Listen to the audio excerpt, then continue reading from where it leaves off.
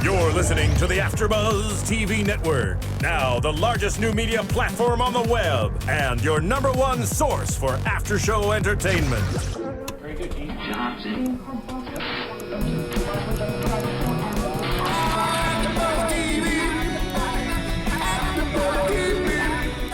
From the AFTERBUZZ Studios in Los Angeles, California, presented by Maria Menounos and streaming live thanks to Akamai Technologies. This is AFTERBUZZ TV's After Show.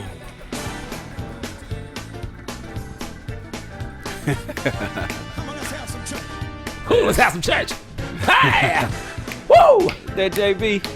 What it be like, on that pulpit. Good afternoon, good morning, good evening, AfterBuzzers, and welcome to the second week of Adult Swim's original series, controversial and all that, Black Jesus. I'm your host, Thaddeus Massey, and joining me today is, Bam couldn't be here with us. He's on set being a superstar somewhere, and you guys will find out more about that next week. But joining us today is a very special guest from the show, Black Jesus. He's been in countless films and TV shows. If I were to start reading off his resume, we'd probably be sitting here for like another 10 minutes at least. And that's speed reading. If I was doing it on a speed read. Antwon Tanner's in the house, ladies and gentlemen. Antwon Tanner. What's up? Man, Glad to be here. Thanks for coming in. You know, we really appreciate the guys. We had Andre come in last week and drop some knowledge, and we want to get your perspective on some things with the show.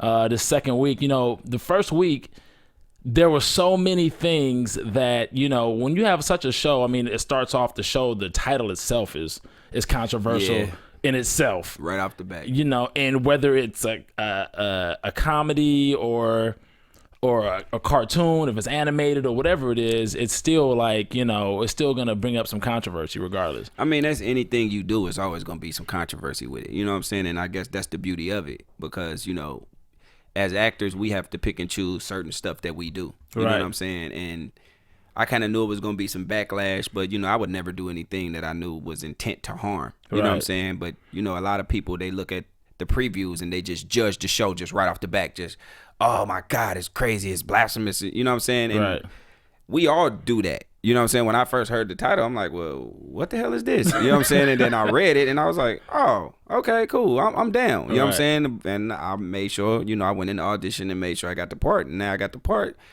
I mean, it's a great atmosphere to go to work. I love the show. You know what I'm saying? And I think it's really good. You guys have such an amazing chemistry. And this is something we discussed, but you guys have such an amazing chemistry. Like, let's talk about you know, you mentioned the audition. I wasn't going to talk about this till later, but since you brought it up, let's talk about the audition. Your perception of what you saw when you first saw the script, like the title, Black Jesus, and you know, you said you kind of got it off bat, especially when you first read when I read it, because a lot of times you don't read the script. You know what I'm saying? You get sides when you go into an audition, and that's just what you look at. You just have that particular scene. Right. But I actually got the script, and so I was like, let me read it. You know what I'm saying? Because, you know, I grew up in, you know, surrounded by, I'm from Chicago, so I grew up in an all-black neighborhood surrounded by black, you know, go-hard Christians and, you know what I'm saying, and stuff like that. So it's kind of like, well, let me see how I would be perceived to do this. You know what I'm saying? And then when I read it, I was like, oh, man, Aaron and them, they're genius. Him and Mike, they, you know, and Slink, those guys are genius, man, at what they do. Yeah. You know, and a lot of people, as far as the other producers, you know, they don't really know, you know, the people's background. And some of them actually studied, you know, they studied like religion, you know what I'm saying? And so they know that it's a fine line between certain stuff, but you know, I think it's great because it shows different stuff. You know what I'm saying? Like when I went to that audition process, it was like, okay, I seen Corey. I seen it was a lot of people in there, you know what I'm saying? But when I went in there, I was just like, okay, he's good. And I was just happy I got the call back to come in with the people I wanted to work with, you know, who I've already worked with and kind of knew a little bit, so we already kind of had that chemistry, you know what I'm saying, prior to that. But, so who they have on board already by the time it came around? So you said Corey was on board already, obviously. Well, Slink I didn't see was a part him. of it. I just saw Corey at the audition. The only one I saw in the room was Slink. You know, when I first went in, that's who I read with. I read with Slink. It was Mike. Mike was in the room. Amber, you know, cast director, Megan, and Aaron. Those are the only three that was in the room. And then Slink was reading with us. You know what I'm saying? So it was like, you know, but it was like that whole atmosphere was just cool because I'll never forget when I first walked in the audition, Slink was on his phone.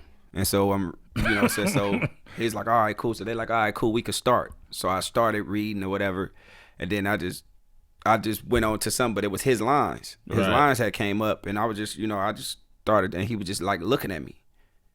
And I was like, it's your turn. And he was like, damn, man, that's a trip. Like, man, I was believing that, my nigga. I'm sorry. So that's like, he's like, damn, that was good. Can we start over? But we're auditioning, you know what I'm saying? He's already locked in, but you know what I'm saying? So just from the beginning, that made you feel a certain way. You know what I'm saying? Like, okay, this is going to be more of a freelance, a fun job to where, they let you explore the characters. Right. You guys, like I said, you guys do have like this chemistry about you, and it just seems like you guys are like on your third or fourth season already. It just seems like you guys have been in this groove, and I think that's what kind of makes it natural to watch. Yeah. Just the fact that you guys get along so well and the lines work seamlessly. You guys seem like a group of friends that have all been hanging out for years already and have already known each other. It doesn't seem like a cast that was just put together, which is another brilliant part of it. I mean, the guys behind the scenes and the writers are obviously, they're genius with it. Do you think they let you guys read the script early because it would help quell some of the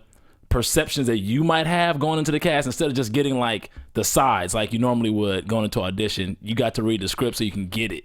Yeah, and then prior to us filming, Mike did something really, interesting, which a lot of productions I've been on, they don't do that. It's a waste of time and money. You know what I'm saying? They just expect you show up, be ready when I say action, cut, get it. You know what I'm saying? So it's usually left on the actors, like when you do shows or stuff like that.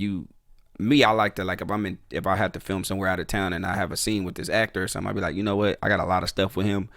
Let me see if they just want to go to a bar or something and just, go to dinner. Maybe I'll treat. Right. Just to kind of get a vibe from that person. You know what I'm saying?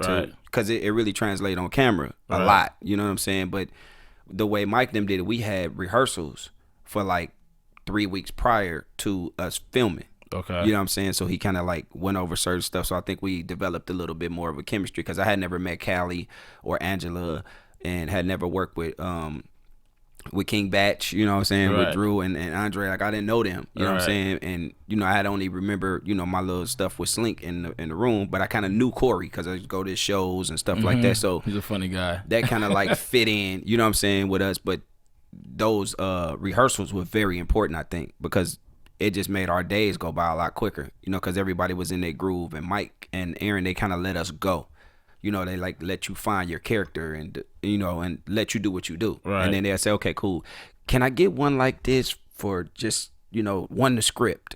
And then this next one, just play around with it. Just do what you do. Maybe we'll find something. And a lot of times they find stuff in what they let you do. All right. So that's cool. You usually don't have a little that bit leeway. of freedom. Yeah, you usually don't have that. That's good. That's good. Because it opens up the airways for you guys to be able to create some stuff that might become more natural to create that scene or give you that feeling. And it's actually showing. If you guys are watching this show, which you should be, and you probably are already based on these ratings, they're killing the game right now. Hey. Black Jesus on Adult Swim has to be happier than what out there in their suits. Like, yeah, we have a winner here. Yeah. I just feel like the controversy and everything that's the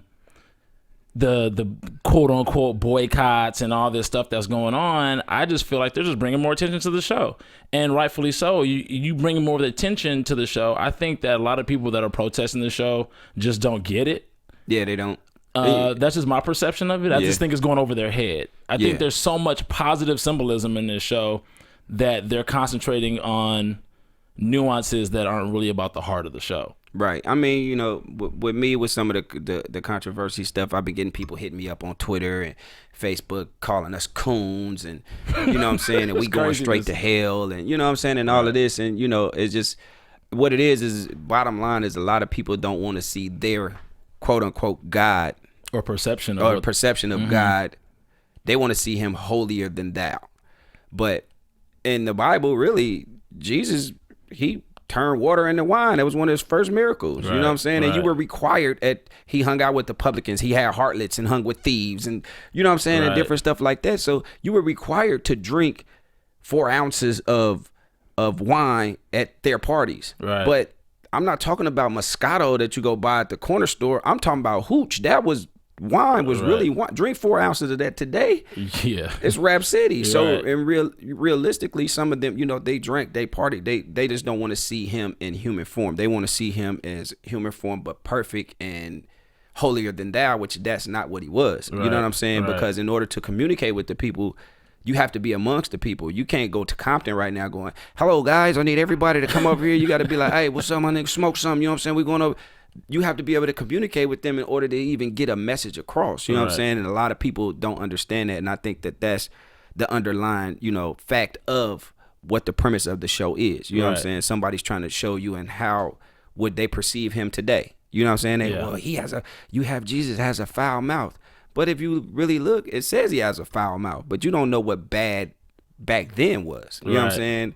We could say bitch, hoe, slut, whatever now, but you don't know what words that they used back then. A harlot is what? That was considered a whore. Bad or obscene it was, back in those days. A harlot was basically a whore. Right. That's what they was, but we call them now hoes. Right. You know what I'm saying? But because he say hoes, he ain't say, man, don't call them harlots. You know what I'm saying? Right. Like, how would they perceive it? It's just a lot of, you know, I know a lot of people that, my Bible this, my Bible that, but they'll never open it. I see them at the club. I see them cussing people out all week. And they in church on Sunday cussing other people out in the church, talking about what they got on. And so it basically it's satire. You know what I'm saying? And it basically just shows the stereotypes, and we can laugh at some of the stereotypes of what really goes on right now in some of these mega churches that you really don't know. You know what I'm saying? But it's really like that. Right. Just on that point, I'm gonna expound on that, but we're gonna step to our sponsors at American Express real quick, and I hope they shoot me a black card because of it. Man, me too.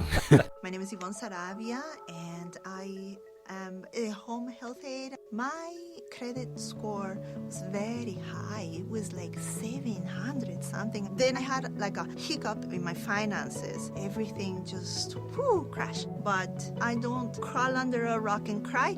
It takes baby steps to get back. So that's what I am doing. With American Express Serve, you have a full-service prepaid account that helps you handle your money simply and affordably. There's no credit check. You can pay your bills online and reload cash for free at over 27,000 locations. All for $1 a month, and all backed by the 24/7 service of American Express. This is what membership is. This is what membership does. Get started with an American Express Serve card at CVS Pharmacy or Family Dollar today. Terms and restrictions apply. Go to serve.com for more details. Yes, American Express. And for Black Jesus, I'll be expecting my black card in the mail sometime soon. Say good luck with that one. I know, right? So yeah, you were mentioning, and you were just talking about Jesus was a man of the people. And I think that's something that people are tending to forget or wanting to overlook.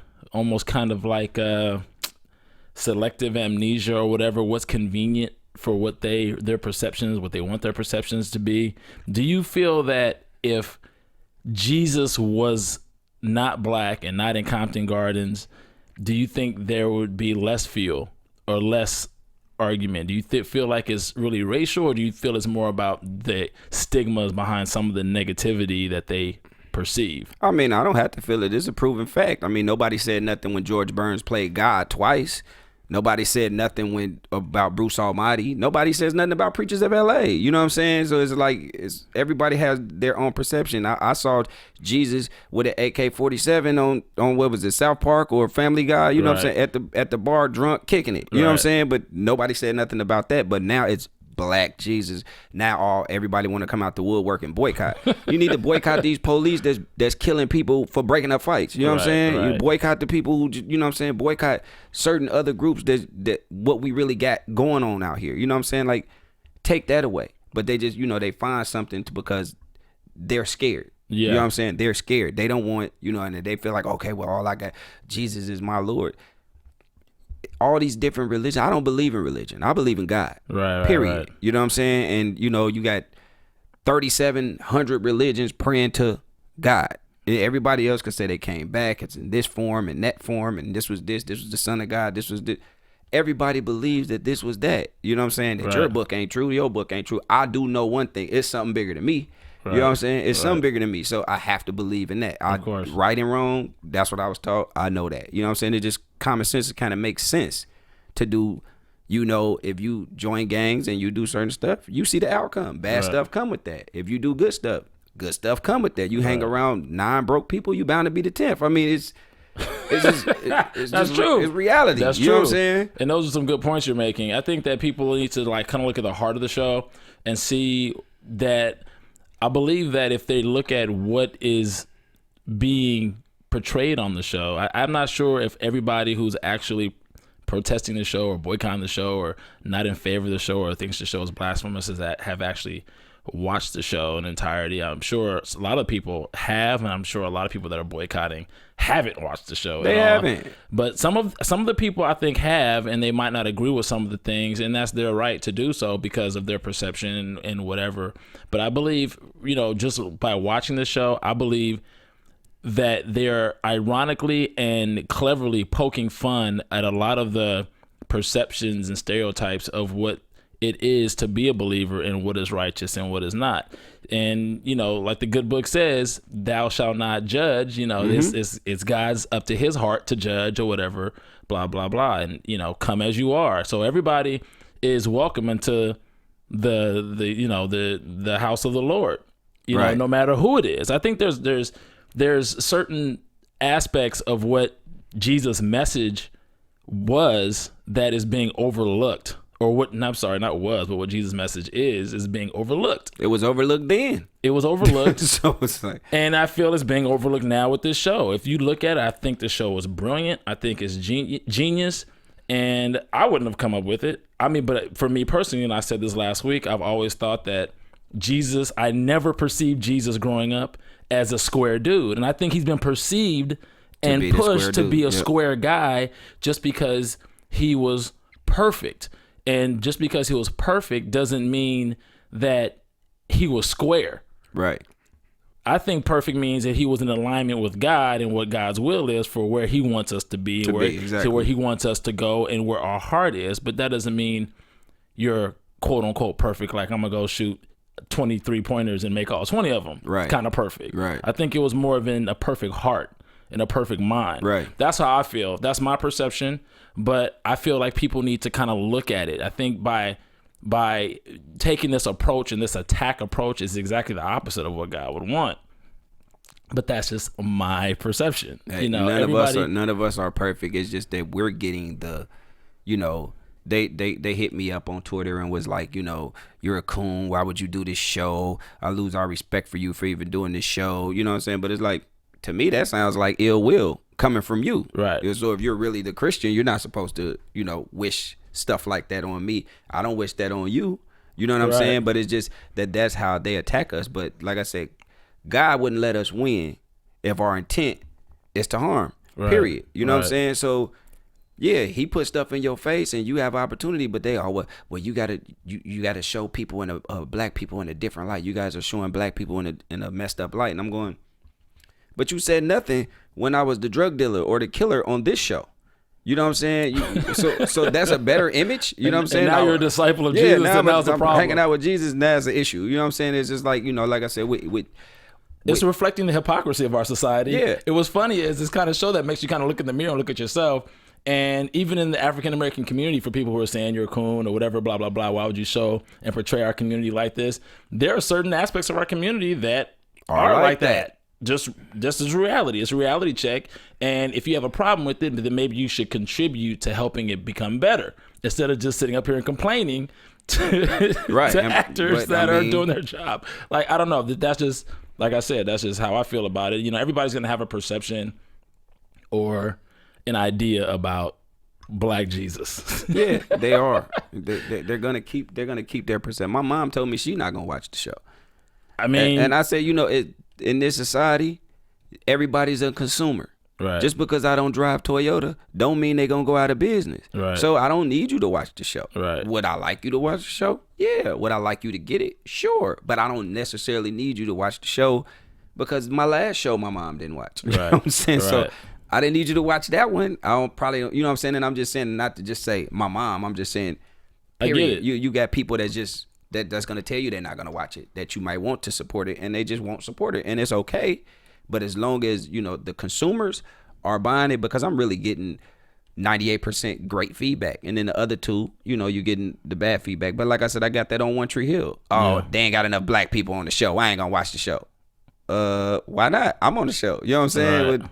If you start watching it, then they might put some more black people on the show. But it's always that issue right there. It's always something. So, you can never win. So the best thing is you to do is just go out there, do your job, and be the best at it. You know what I'm saying? Right. And I think the rest will fall in place, period. I mean, just for me watching it, I believe that there's so much symbolism in the show.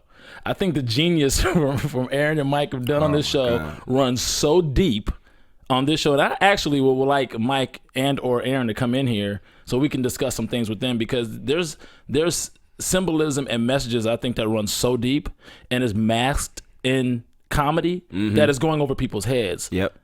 And if you watch it, sometimes I gotta watch the episode 2 or 3 times, because it's really things that are not funny, things that are so serious and so deep that attack you as an individual and convict you as a person and as a community, that you can only shake your head and put your head down. Like, wow, we're really worse off than we think. And you can only poke fun at it because if you really make it that dark, otherwise it'll be really, really dark. Right, yeah.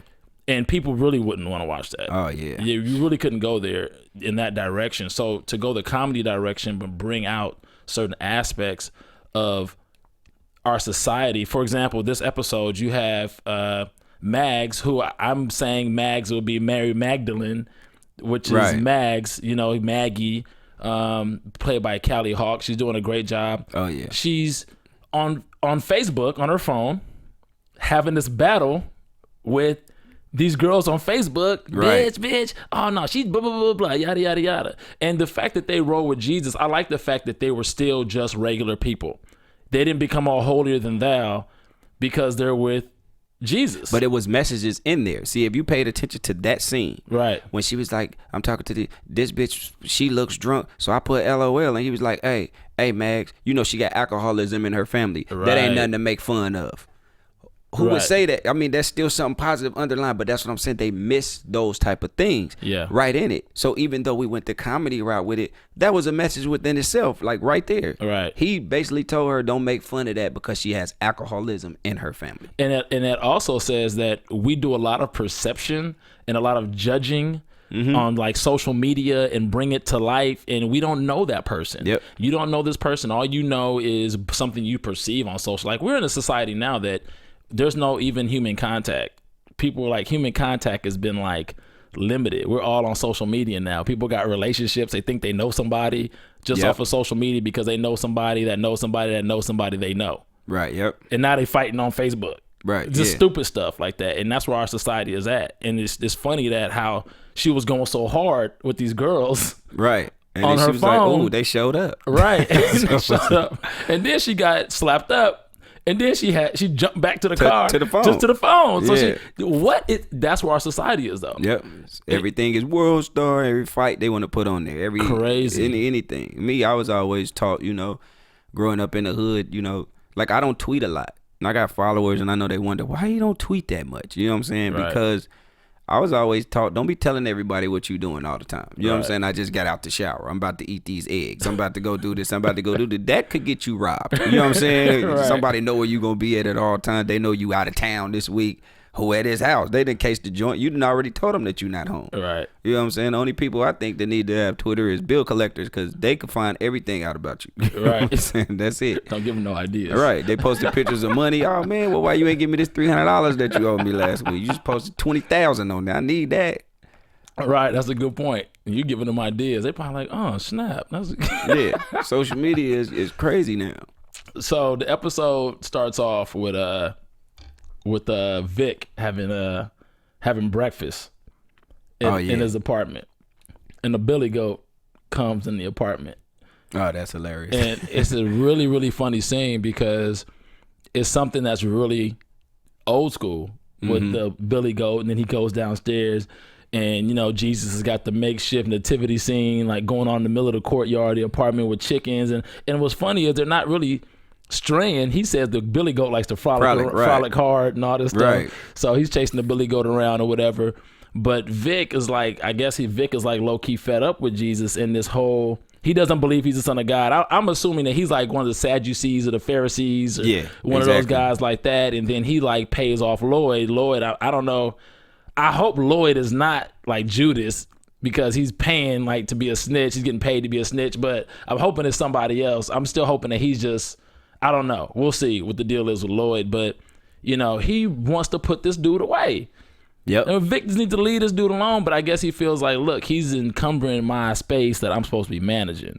Right, exactly. And then he's got all these fools. I guess he wants to like prove that everybody is foolish for following him and believing that he's Jesus. He's even telling them to his face that you're not Jesus Christ. Right, yeah. You know, or whatever. So he's not like, look, you're not the Messiah. You know, you're not Jesus Christ. Charlie Murphy's a real funny dude. Oh my God, his character's hilarious. Yeah, I love his work. He's killing the role, and he's got these plaid pants on. He's like the Black Mr. Furley or something from Three's Company. The 70s. Right. And he's like this old school, you know, like real life Romy Rome from Martin. He kind of reminds me of that a little bit. He has some of that kind of flavor. Yeah. Oh, it gets better. Wait till you see the episodes coming up. Oh my God, he does some of the funniest stuff on the show. Like, we never know what to expect, what he gonna do. He makes up stuff and we be like, what? But I don't know. It's an episode coming up. He calls me unforgettable ass looking nigga. That's what he called me. I said, that don't even make no sense. Shut the fuck up. Okay. Yeah. But it's hilarious. Like, he does it all. Yeah. Just on the fly. Comedy is obviously in his blood. It's just he just reeks funny. This dude. It's just like you feel like he's probably like that off camera too. Mm-hmm. All the time. Just on all the time.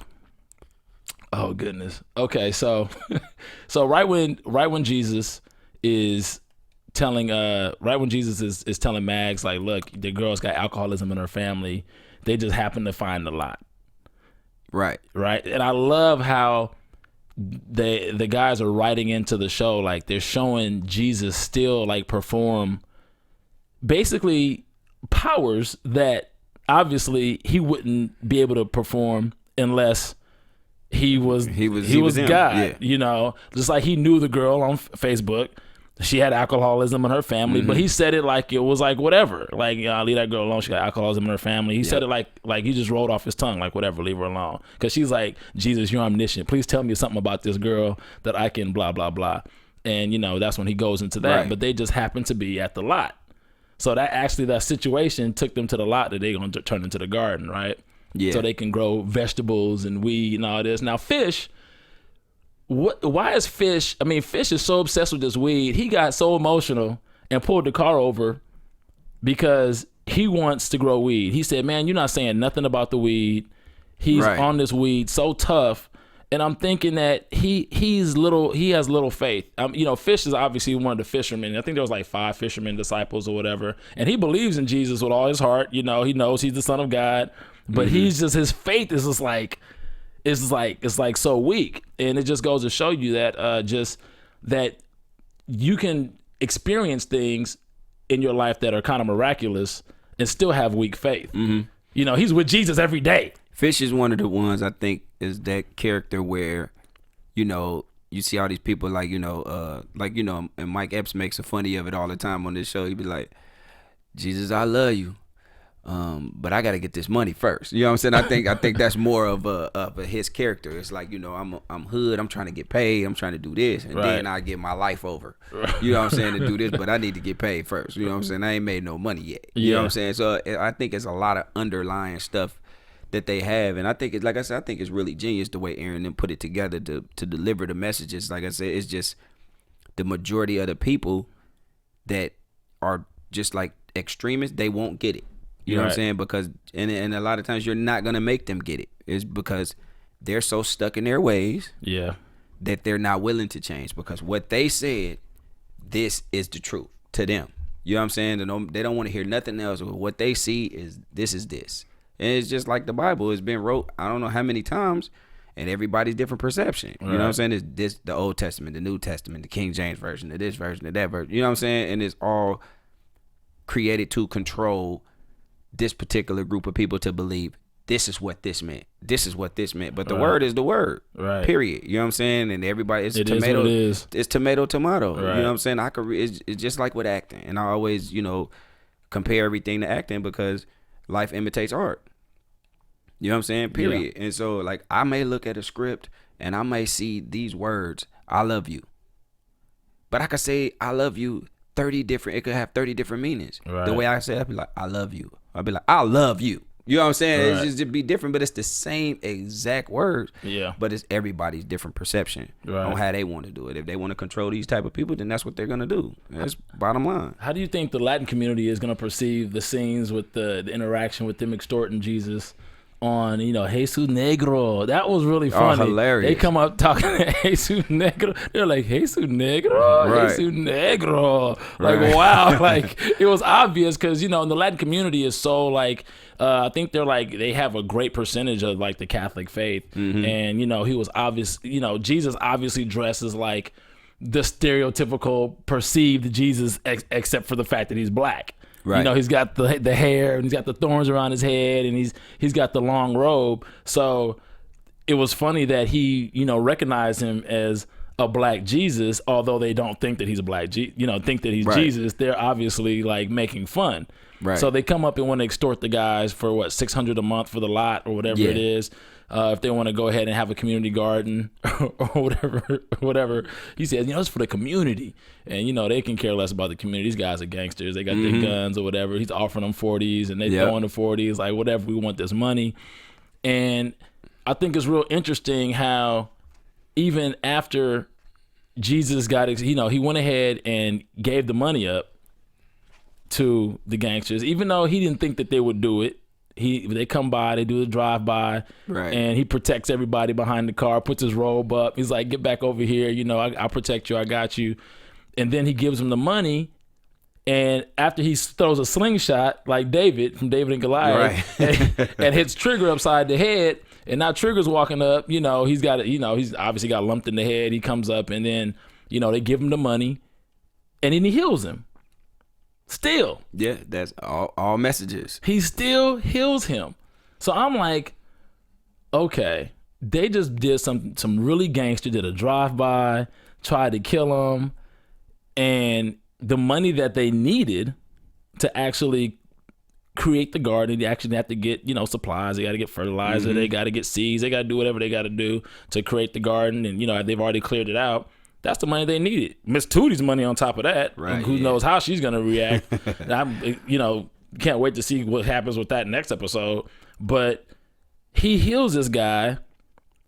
I'm wondering if him healing him is going to, have Trigger come back, or there's going to be some kind of, I don't know. I'm curious. I know but I can't tell you. I know you can't. I want to know what happens. I think I feel like there's gonna be, the community. I think the community garden is really obviously not about the garden. I think it's called community garden. They keep reiterating this phrase, community garden, community garden, community garden. And these guys don't write anything by accident. It's the community garden because the garden is not about the garden. It's about what the garden represents. And the garden is actually going to bring everybody together. Yeah, it's a message there. It's not about giving everybody fruit or giving everybody vegetables for the community. It's about the garden bringing people together. Yeah, and it's a lot of messages there. That's what I'm saying. For people to just look at the previews and judge the previews and say, I'm not going to watch it because of this, or I want to boycott it because of this, because I think that this is what it's doing. Mm-hmm. You haven't watched it. Right. You know what I'm saying? So, like, if you haven't watched it, you can't judge it. You know what I'm saying? Before you watch it, I'm not going to watch 1.5 minutes of a trailer that's like oversees the whole season and just say, oh man, ain't no way. They going to hell in the handbasket. And I done heard that. Right. You know what I'm saying? Like, man, y'all going to hell. How you know? I mean, you know what's funny? I saw on YouTube that there was a preacher in the pulpit said these hoes ain't loyal. Recently, I don't know if you heard about it on YouTube. Mm-hmm. Like, these hoes ain't loyal. I saw the white people doing it. Jesus is my nigga. I saw that. I mean, it's like, it's kind of a double standard with this whole thing. Jesus is a black from Compton. And I mean, Bethlehem wasn't like he was born in a manger, right? I mean, these are very humble beginnings, and I think based on our society and how we live now, Compton Gardens would be considered very humble beginnings. It's not Bel Air, it's not Beverly Hills, it's not Rancho Palos Verdes, it's Compton. You know, these guys are living day to day, trying to get by, trying to survive. You know, and even though they're in the presence of God, it's not like they don't have everyday battles. And I'm sure the actual disciples had everyday battles that they were just trying to, you know, they were talking to Jesus like, yeah, we know you Lord and Savior, but what about this? What about that? Right. I mean, there was Thomas, Peter, all these guys had doubts about life. Yep. Even though they still believed in Jesus and they were still riding with him, they had doubts about their existence or whatever. I think, you know, one of the things when he said, yo, do you want me to call the homies? I can call the homies up. This is what Fish told him about, you know, dealing with the Mexicans. Yeah, and he was like, nah. No. He said, no, it'll be okay. That's another message of having faith. Like, every time that something goes awry or there's an obstacle, you don't have to resort to old ways. To the violence and, yeah. Right. And Jesus don't want to do it. He says it clearly when we going to do the weed pickup, you know, and he has the marble gun. Man, you know I don't condone firearms. You know what I'm saying? But that's what I'm saying. There's so many messages in it that everybody's missing. You know what I'm saying? Not everybody's missing it. Right. But it's the extremists. They're missing it. You know what I'm saying? Yeah. They're missing it. And for one, they're not going to give it a chance anyway. But, you know, it is what it is. I got a quick question. That scene where they got jacked by the 3 white boys. And they were using those voices. Was one of those voices Slink for the voiceover? You know, they had them sounding. They had them sounding like real. They did. That's what I'm saying. They had them sounding like real gangster, and I feel like there was a message in that as well. The fact that they rolled up and they were like, "Get out your shit, nigga," right. And they were like riding on them. You thought that would make you think that they were like 3 black gangsters that were jacking them, and then they turned out to be 3 little white boys in water polo class. Right, right. Come on, man. And so it was like, what? But it was funny how the voices that were being used were obviously, I think it was Slink and maybe another actor. It probably was. I'm not sure. The way they were talking, I was like, I watched it tripped again. me out too. I was like, who is that? That wasn't them. It didn't sound like them. Right. No, definitely not. It didn't sound like them. I was like, is that Slink's voice that they used for that? But it was really, really funny. I thought that was really, really hilarious.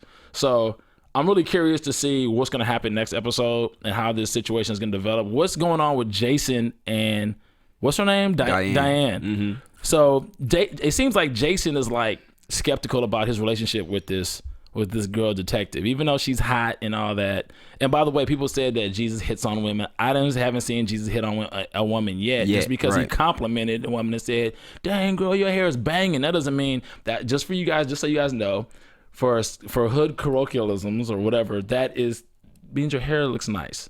Right. It doesn't mean that he's trying to hit on her, he's trying to get at her or anything like that. Right, exactly. I haven't seen him hit on. He's not hitting on Maggie. Maggie is like his little sister. They're just friends, like homies. Like it's like a crew of them. That's it. Yeah, we're like the disciples. Right, exactly. So what do you feel like? Because he seems shocked when Jesus told him in the first episode, like, you're supposed to be with her. You know, the community needs that right now. That Latin and black thing, man. We need that. You know, you guys are supposed to be together. And Jason's like, what? I think Jason's character is more conflicted because he loves his girl, but he knows his girl is an atheist cop.